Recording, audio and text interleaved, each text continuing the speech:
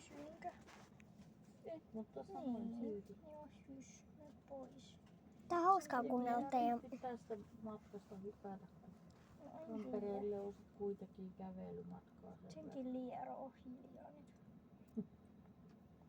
Tää on hauska kuunnella teidän keskustelua. Säkin nyt hiljaa jo. Isra ei liittynyt tähän mitenkään. Liittyhän. Se alkoi höpöttämään joku pupu. Mistä asiasta? No, tosta asiasta. Mistä? Tosta mistä mekin puhuttiin. No kerro tarkemmin. Joksi unohti. Ei kun siitä se on kiva kuunnella kun me riidellään. Äiti, anna mun vesi. Äiti, kato mun veden sulle. Äiti, anna mun vesi. Äiti.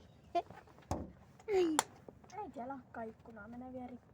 No ei niin heikosti tää vuoden tää vaikka kivikin tuossa. Nytkö tää bussi lähtee? Toivottavasti.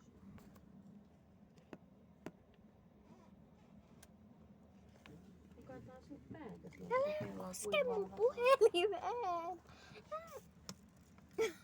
Miksi nyt oot Inka tommonen? No just siis. Ja tämä lähtö vähän sen myöhästyy, eli katso just, että mulla on noita vaihtomatkustajia tulossa linjalta M14. Tää M12 ja M14 voi näyttää vielä, sen olisi pitänyt saapua 18 ja 20, mutta ei ole Äiti, anna mun lippis. näkynyt. Odotellaan sitten, hei. Ei kun 18.30 sen pitäisi saada. Tässä on tämmönen nopsa 5 minuutin vaihto, niin No niin. tuo ei ole Äiti, mun lippis. paljon myöhässä, mutta me odotellaan tässä. Jos ei sitä lähde kuuluu heti, minä soittelin tuohon asiakaspalveluun, että me pystyy seurannasta katsoa, että kuinka kaukana se on tulolla. Jees. Äiti on hiljaa. No mitä? Se kuulla Kyllä sua. meitäkin odotettiin, hei.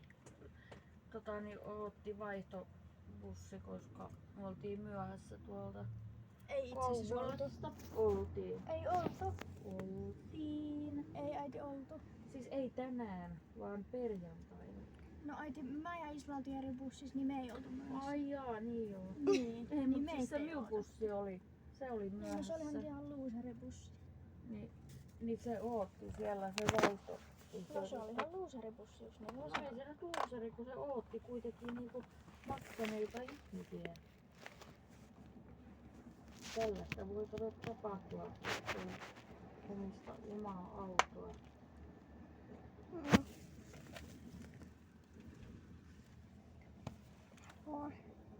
Niin kokkaa. Kuka onnellinen, että pääset kyvissä. Ui, älä Ettei koske tarvitse mua. pyörällä lähteä aina, jos mennään Vemmille kylään. Älä kuvaa mua.